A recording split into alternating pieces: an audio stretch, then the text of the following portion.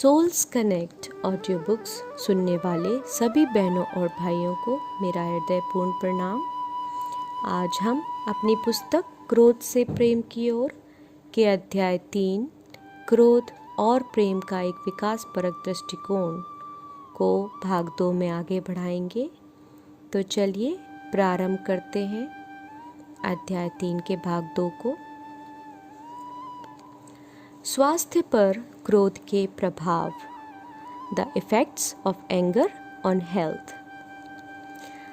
हम जानते हैं कि जब हम अधिक समय तक तनाव में अप्रसन्न या क्रोधित रहते हैं तो यह गंभीर रूप से हमारे स्वास्थ्य पर नकारात्मक प्रभाव डालता है। उदाहरण के लिए, जब हमारे अंदर तनाव जनित हार्मोन जैसे कैटेकोलामाइन्स, एपिनेफ्रिन और नॉरपाइनेफ्रिन के स्राव का स्तर अत्यधिक बढ़ जाता है, तब हृदय की परिवर्तनशील दर में कमी आ जाती है। यदि एक व्यक्ति जिसके हृदय गति की दर 60 है, यानी उसकी आंतरिक धड़कन की परिवर्तनशील दर न्यूनतम है 1 सेकंड में 1 धड़कन, यानी वह विशेष रूप से तनावग्रस्त है। किसी तनाव मुक्त व्यक्ति की आंतरिक धड़कन की परिवर्तनशील दर ज़्यादा लचीली होगी, शायद 1.1 से 0.9 सेकंड, जो कि एक स्वस्थ प्रतिक्रिया है। और हम जानते हैं कि दिल की धड़कनों की घटती हुई दर ही आकस्मिक दिल के दौरे से होने वाली मृत्यु का कारण है।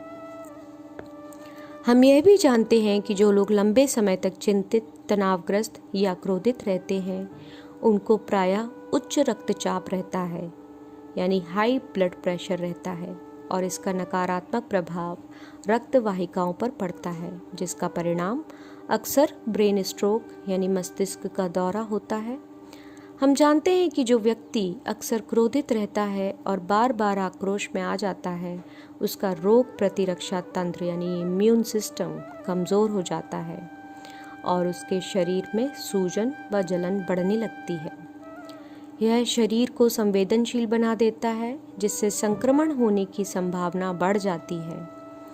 लंबे समय तक सूजन व जलन और एक कमज़ोर प्रतिरक्षा प्रणाली शरीर में कई बीमारियों के साथ साथ मधुमेह और हृदय से संबंधित बीमारियों की उग्रता को बढ़ाने की संभावना बढ़ा देती हैं। इसलिए दीर्घकालीन क्रोध, चिंता और भय आदि के शरीर पर बहुत अधिक नकारात्मक प्रभाव होते हैं। अंततः इनका प्रभाव टेलोमियर अंतखंड की लंबाई पर भी पड़ता है, जो हमारे क्रोमोसोम यानी गुणसूत्र के रक्षात्मक सिरे होते हैं। टेलोमियर की लंबाई में कमी आने से आयु संभाविता में कमी आ जाती है। इसलिए हमेशा नकारात्मक भावनाओं को दिल में बनाए रखना या फिर क्रोधित या आक्रोश में होना हमारे स्वास्थ्य पर नकारात्मक प्रभाव डालता है। क्रोध को नियंत्रित करने में दूसरों की सहायता करना, helping others to manage anger. हमारी प्रजाति के क्रमिक विकास के दौरान तनावपूर्ण प्रतिक्रिया कई परिस्थितियों में काफ़ी उपयोगी सिद्ध हुई थी और निश्चित तौर पर हम इसे छोड़ना नहीं चाहते। आज भी एक प्रजाति के रूप में हम अभी तक आधुनिक समाज में लंबे समय से चले आ रहे हमारे अनुकंपी तंत्रिका तंत्र की अत्यधिक सक्रियता के बिना रहना नहीं सीख पाए हैं।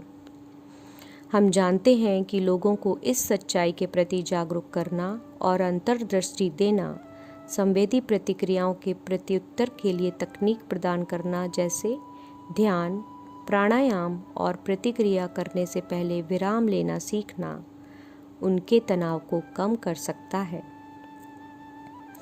जब हम तनाव मुक्त होकर गहरी सांस लेते हैं और कुछ देर ठहर जाते हैं, तो हमें समझ में आता है कि दूसरे लोगों की प्रतिक्रियाएं उनकी अपनी मानसिक स्थिति को प्रकट कर रही हैं। आमतौर पर वे हमारे साथ कुछ गलत करने की कोशिश नहीं करते हैं, बल्कि वे बस उन घटनाओं पर प्रतिक्रिया करते हैं जिन्हें वे भावनात्मक बोझ के तौर पर अपने साथ लेकर चल रहे हैं।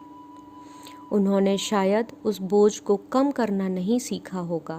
वे शायद दुखी या त्रस्त होंगे, जैसा कि मेरे सहकर्मी की परिस्थिति में घटित हुआ था, जिसका मैंने पहले जिक्र किया है। बहुत से लोग जो दुखी होते हैं वे अपना गुस्सा दूसरों पर निकालते हैं। यह हमारे हाथ में है कि हम उन्हें कैसे प्रत्युत्तर देते हैं। मेरे विचार से सबसे अच्छी प्रतिक्रिया होगी उनसे पूछना, वह क्या बात है जो आपको इतनी तकलीफ दे रही है। जब हम बच्चों को रिलैक्सेशन की यह तकनीक सिखाते हैं, वे बहुत आसानी से इसे सीख लेते हैं। विभिन्न अध्ययनों से पता चलता है कि जहाँ भी इन तकनीकों को अमल में लाया गया, यहाँ तक कि किंडरगार्टन में भी, वहाँ बच्चों को दूसरे बच्चों द्वारा डराए धमकाए जाने में कमी, अधीरता में कमी और शैक्षणिक प्रदर्शन और कक्षा में उपस्थिति बेहतर हो गई। यदि हम अपनी भावनाओं को नियंत्रित नहीं कर पाते हैं तो हम सचेत भी नहीं रह पाते हैं। कुछ भी सीखने के लिए हमें पूर्णतया वर्तमान में मौजूद रहना होगा। प्रेम को समझना, एक्सप्लोरिंग लव। हम प्रेम को कई तरीकों से समझ सकते हैं। पहला, यह वह एहसास है जो हमें तब होता है जब हम अपने किसी प्रिय व्यक्ति के साथ होते हैं और वह भी हमें उतना ही प्रेम करता है। इसमें कोई प्रतिबंध नहीं होता। हम उन्हें सब कुछ बता सकते हैं और हमारे बारे में कोई राय कायम नहीं की जाती। यह हमारे लिए आवश्यक है ताकि हम अपने व्यक्तित्व का छिपा हुआ हिस्सा भी प्रकट कर सकें। लेकिन हम में से अधिकतर लोग अपने छिपे हुए व्यक्तित्व के साथ क्या करते हैं, जिसे हम नकारात्मक या घृणित समझते हैं? हम इसे नकार देते हैं और दिखावा करते हैं कि यह हमारे व्यक्तित्व का हिस्सा है ही नहीं। इससे केवल परेशानी बढ़ती है, क्योंकि ऐसा करना संभव नहीं है। वह हमारा ही हिस्सा है। हम सभी का एक छिपा हुआ व्यक्तित्व होता है। जब हम इसे समझते हैं तो इसे अपने स्वरूप में समाहित कर लेने के बावजूद स्वयं का उतना ही ख्याल रखते हैं और स्वयं से प्रेम करते हैं, तब हम शांत चित्त हो पाते हैं। रूमानी प्रेम में ऐसा ही होता है। एक इंसान हमारे अच्छे और बुरे सभी पहलुओं के साथ बिना किसी शर्त के हमें स्वीकार करता है, क्योंकि वह हमसे अत्यधिक प्रेम करता है। दूसरा पहलू है जिसे हम आदर्शवादी प्रेम कह सकते हैं, यह समझना कि प्रत्येक मनुष्य प्रेम का हकदार है। और यह बहुत ही कठिन काम है। अपने बच्चों को और अपने परिवार या समाज के सदस्यों को प्रेम करना बहुत आसान है, क्योंकि हम उन्हें अपने जैसा समझते हैं। लेकिन उन लोगों से प्रेम करना जिनके विचार हमसे बहुत अलग हैं, एक चुनौतीपूर्ण कार्य है। यही वह पहलू है जिस पर हमें काम करना है। लगातार विस्तृत होते हुए सामाजिक दायरों में प्रेम करने की क्षमता का विस्तार करना। जब हम दूसरों को अपने प्रेम के दायरे में शामिल करने की क्षमता विकसित कर लेते हैं और दूसरों को देखने की बजाय हम स्वयं के अंदर देखते हैं, तो मैं समझता हूँ कि यह प्रेम का सबसे उच्च स्तर है। तब हम प्रत्येक व्यक्ति को इसमें शामिल कर लेते हैं और सभी को अपना प्रेम देते हैं, जो कि मुझे पूरी आशा है कि पूर्ण प्रेम होगा। मेरा विश्वास है कि यह उत्कृष्टता की सच्चाई है, क्योंकि अब कोई अलगाव नहीं बचा है। उपचार पर प्रेम का प्रभाव, the effect of love on healing. बीमार व्यक्ति जब डॉक्टर के पास जाते हैं तब वे अक्सर घबराए और डरे हुए होते हैं। वे इस दौरान किए जाने वाले स्वास्थ्य परीक्षणों के नतीजों को देखकर नाराज भी हो सकते हैं। इससे उनका रोग प्रतिरक्षा तंत्र बुरी तरह प्रभावित होता है और उनके शरीर पर अन्य कई हानिकारक प्रभाव भी हो सकते हैं। कई रिसर्च से यह पता चला है कि जब आप उनकी तरफ हाथ बढ़ाते हैं और उन्हें अपने स्नेह का अनुभव कराते हैं, या जब आप उन्हें यह एहसास कराते हैं कि आप उनके साथ जल्दबाजी नहीं कर रहे हैं, तब इन सब का उनके शरीर पर काफ़ी सकारात्मक प्रभाव पड़ता है। उनके हृदय की गति सामान्य होने लगती है व उनका रक्तचाप कम होने लगता है और इस प्रकार सभी सकारात्मक लक्षण जिन्हें हम प्रेम दर्शाना या सहानुभूति दिखाना कहते हैं प्रकट होने लगते हैं। जब आप इस तरह का वातावरण तैयार करते हैं तो उनकी अस्पताल में रहने की अवधि कम हो जाती है, उनके ज़ख्म तेज़ी से भरने लगते हैं और बहुत ही सकारात्मक स्थिति उत्पन्न हो जाती है। एक अध्ययन के अनुसार गरीब व बेघर लोग अक्सर विभिन्न बीमारियों के कारण अस्पताल के आपात विभाग में आते रहते हैं, लेकिन जब उनके साथ सामान्य दयालुता और प्रेम का व्यवहार किया गया तो उनका आपात विभाग में आना लगभग 50% तक कम हो गया। मैं अपने सहयोगियों से कहता हूँ, हालांकि हम काफ़ी परिष्कृत क्षेत्र में हैं, जहाँ हमारे पास पर्याप्त मात्रा में अत्यधिक उन्नत तकनीकी यंत्र हैं, फिर भी एक डॉक्टर और एक न्यूरोसर्जन के रूप में मेरी सफलता जितनी मेरे द्वारा की गई सर्जरी या इलाज पर निर्भर है, उतनी ही इस बात पर निर्भर करती है कि मेरा अपने मरीज़ों के साथ बर्ताव कैसा है और मैं उनकी देखभाल कैसे करता हूँ। यह वास्तविकता बार बार मेरे सामने प्रकट हुई है। वास्तव में लोग मेरे पास दर्द में आते हैं और उनके दर्द का उन चित्रों के अध्ययन से कुछ लेना देना नहीं होता जिन्हें मैं देख रहा होता हूँ। यह उनके अपने मानसिक आघात व क्षति तथा उस क्रोध की अभिव्यक्ति होती है जिसे वे साथ लेकर चलते हैं। एक डॉक्टर जो दयालु होने, देखभाल करने, स्वीकार करने और आलोचनात्मक न होने के महत्व को समझता है, उसका अपने मरीजों पर बहुत सकारात्मक प्रभाव होता है। समभाव, मॉडरेशन। कुछ मायनों में यह अक्सर दोहराई जाने वाली कहावत की तरह है कि सब कुछ समभाव में होना चाहिए। कुछ मात्रा में तनाव होना हमारे जीवित रहने के लिए आवश्यक है, क्योंकि तनाव के बिना जीवन बिल्कुल नीरस हो जाएगा। स्वयं को पहचानने के लिए हमें अपनी जीवन यात्रा के कठिन पहलुओं की आवश्यकता होती है। साथ ही यह समझना भी जरूरी है कि क्रोध और प्रेम दोनों की चरम सीमा हानिकारक हो सकती है। मैं निश्चित तौर पर कह सकता हूँ कि अत्यधिक प्रेम भी उतना ही कष्ट पहुँचाता है जितना कि अत्यधिक क्रोध। जब आप निर्भर होते हैं या आसक्त होते हैं या जब आप अभावग्रस्त होते हैं तो यह स्थिति आपकी आंखों पर पर्दा डाल सकती है, जिसकी वजह से आप असलियत की सही प्रकृति को नहीं देख पाते। यह बिल्कुल वैसा ही है जब आपका गुस्सा बेकाबू हो जाता है। अपने भीतर समभाव या संतुलन बनाए रखना अत्यंत महत्वपूर्ण है, इसलिए उसे अपने जीवन में समाहित करें। किसी के प्यार में गहराई तक डूबे रहने का अनुभव अद्भुत हो सकता है और आप उसी में डूबे रहना भी चाहते हैं, लेकिन लंबे समय तक उसी भाव में रहने के कारण आप देख नहीं पाते कि वास्तव में क्या हो रहा है। जब आप लगातार यह सोचकर बेचैन रहते हैं कि कोई ऐसा हो जो आपको प्यार करे या उसे आपकी ज़रूरत हो, तब भी ऐसा ही होता है।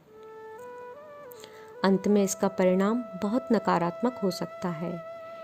यह स्वीकार करना ज़रूरी है कि यह अद्भुत है, लेकिन आपको इसमें खो नहीं जाना है। मैं समझता हूँ कि नकारात्मक परिस्थितियों और क्रोध के साथ भी बिल्कुल ऐसा ही होता है। क्रोध का एक उद्देश्य होता है, यह आपको सतर्क करता है, यह आपको सावधान करता है, यह बहुत सहायक हो सकता है। लेकिन अगर यह नियंत्रण से इतना बाहर चला जाए कि आप किसी को घायल कर दें या हत्या कर दें, तो यह सहायक नहीं होता। जब आप क्रोध को शांत करने व संयमित रहने में सक्षम हो जाते हैं और इसका उपयोग किसी लाभकारी उद्देश्य के लिए करते हैं, तो यह चीज़ों को स्पष्टता से देखने में आपकी मदद करता है। आप समझ जाते हैं कि क्रोध आपको आत्म जागरूकता का एक गहन दृष्टिकोण प्रदान कर सकता है, जो एक अनुभव के रूप में हमें कुछ सिखा जाता है।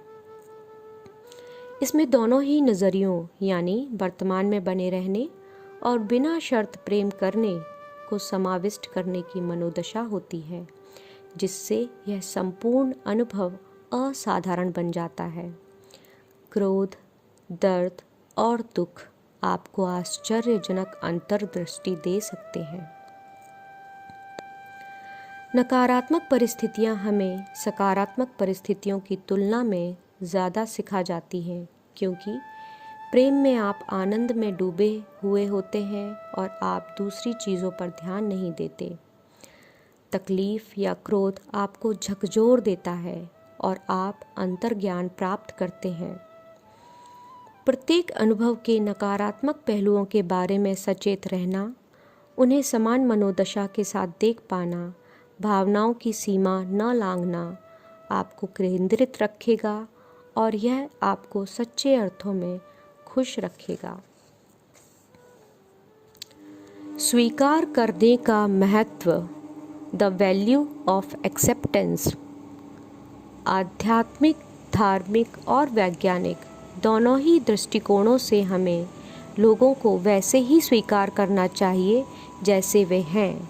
इससे मेरा क्या कहने का मतलब है, चाहे आप मास्लो के पदानुक्रमित आवश्यकताओं के सिद्धांत का प्रयोग करें या अनेक जीवन जीकर कर्म फल का संदर्भ लें, वास्तविकता यह है कि कुछ लोग हैं जो इस जीवन के दौरान अपनी प्रतिभा और क्षमता की पूर्ति करने के लिए तैयार नहीं हैं, क्योंकि अभी ऐसा करने का उनका समय नहीं आया है। यहाँ तक कि शायद वे लोग जो घर, सुरक्षा और भोजन जैसी मौलिक ज़रूरतों को पूरा करने के स्तर से आगे जाकर एक सुदृढ़ सामाजिक स्थिति प्राप्त कर चुके हैं, वे भी अभी तक अपनी प्रतिभा और क्षमता की पूर्ति करने के लिए तैयार नहीं हैं। हमें इस स्थिति को ऐसे ही स्वीकार करना और प्रत्युत्तर देना सीखना होगा। मेरा मानना है कि बहुत ही कम प्रतिशत लोग ऐसे हैं जिन्हें जीवन के उच्चतर अर्थ को समझने की तड़प है और जो यह समझते हैं कि हमारा अस्तित्व अस्थायी है। वे यह भी समझते हैं कि प्रसन्नता स्वयं में डूबे रहने से या संकीर्णतावादी खोज करने से नहीं मिलती, बल्कि दूसरों की सेवा करने से मिलती है। जब हम इस संसार में इस तरीके से रहने के लिए प्रतिबद्ध होते हैं और दुनिया को इस नज़रिए से देखने लगते हैं, तब हम किसी अन्य आयाम में पहुंच जाते हैं। यहाँ हम यह सीखते हैं कि जब हम दूसरों की सेवा करते हैं तो इस संसार में आने का हमारा उद्देश्य अंततः पूर्ण हो जाता है। इस बात के लिए हमें अपना सर्वश्रेष्ठ स्वरूप बनना होगा और अपने संपूर्ण सामर्थ्य तक पहुंचना होगा। इस अध्याय के सार रूप में जेम्स के सुझाव हैं। क्रोध अनुकंपी तंत्रिका तंत्र की प्रतिक्रिया से जुड़ा है, जिसे लड़ो या भागो प्रतिक्रिया भी कहा जाता है। यह हमें खतरों से सावधान करता है और उनसे बचने में हमारी सहायता करता है। यह तब समस्या बनता है जब यह नियंत्रण के बाहर हो जाए और दूसरी भावनाओं से प्रभावित हो जाए। अपने अंदर स्पष्टता को विकसित करें ताकि आपकी आंतरिक स्थिति भावनाओं से प्रभावित ना हो सके। जब आप क्रोधित होते हैं तब आप चीज़ों के वास्तविक रूप को नहीं देख पाते। स्वयं का अवलोकन करें। क्रोध आपकी बातचीत, आपके चेहरे की भाव भंगिमाओं, शारीरिक मुद्राओं आदि में जाहिर होता है, तब भी जब आप इसे छिपाने की कोशिश करते हैं। घटनाएं केवल घटनाएं होती हैं, यह आपकी अपनी मानसिक स्थिति है और मानसिक रचना है जो दुख का कारण बनती है। प्रसन्नता भी आपकी आंतरिक स्थिति की अभिव्यक्ति ही होती है। कुछ अभ्यास, सम प्रैक्टिसेस। 1. धीमी सांस लें और रिलैक्स होकर स्वयं को केंद्रित करें। 2. जीवन के अद्भुत सौंदर्य और आनंद की सराहना करें। 3. अपने हृदय को खोलें और स्वयं के प्रति सहानुभूति विकसित कर सभी प्राणियों की तकलीफ और गरिमा को महसूस करें। 4. संभाव विकसित करें और क्षमा करने का अभ्यास करें। 5. किसी से कुछ भी प्राप्त करने की अपेक्षा ना रखें। और 6. जब दूसरे लोग क्रोधित हों तो उनसे पूछें, क्या बात है जो आपको तकलीफ दे रही है। तो इसी के साथ हम अपने अध्याय 3 को यहीं समाप्त करते हैं। अगले अध्याय को लेकर हम आपके समक्ष शीघ्र ही उपस्थित होंगे। तब तक के लिए आप सभी का हृदय से धन्यवाद एवं आभार। कृपया इस चैनल को लाइक करें, शेयर करें, सब्सक्राइब करें और नई नोटिफिकेशन के लिए बेल आइकन को प्रेस करें। कमेंट्स अवश्य दें। आप सभी का बहुत बहुत धन्यवाद।